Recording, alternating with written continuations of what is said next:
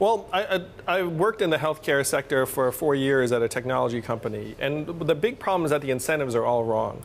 The incentives end up rewarding activity and protecting yourself from lawsuits and not things that necessarily increase our health or well-being. And so your experience in the UK is really, to me, where the US needs to head, and I agree with you that what seems extreme here is actually completely mainstream in other parts of the world. I want to ask you a question about the success you've had in your campaign. Earlier, I asked on Twitter, I was like, oh, what should we ask Andrew when he comes on?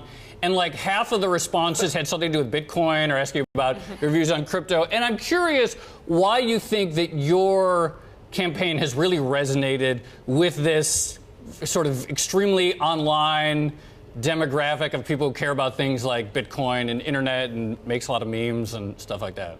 Well, I'm addressing the problems that Americans are actually experiencing day to day, and the problems that we're solving. We have to have 21st century solutions, and that's why the folks who are in the cryptocurrency community and folks that, frankly, a lot of my supporters have never contributed to a political campaign before this one.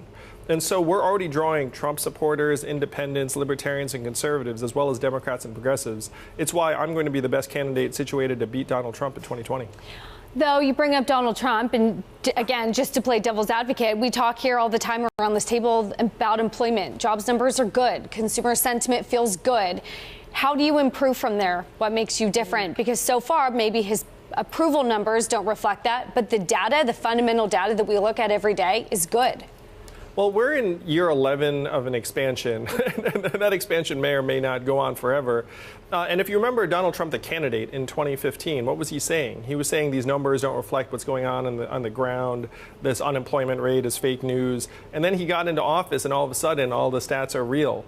The truth is, he was right the first time, where almost 1 in 5 prime working age American men hasn't worked in a year, and our labor force participation rate is at 63%, the same levels as Ecuador and Costa Rica. Now, you don't hear him talking about that now that he's in the White House, but the stats truly have been measuring the wrong things for quite some time.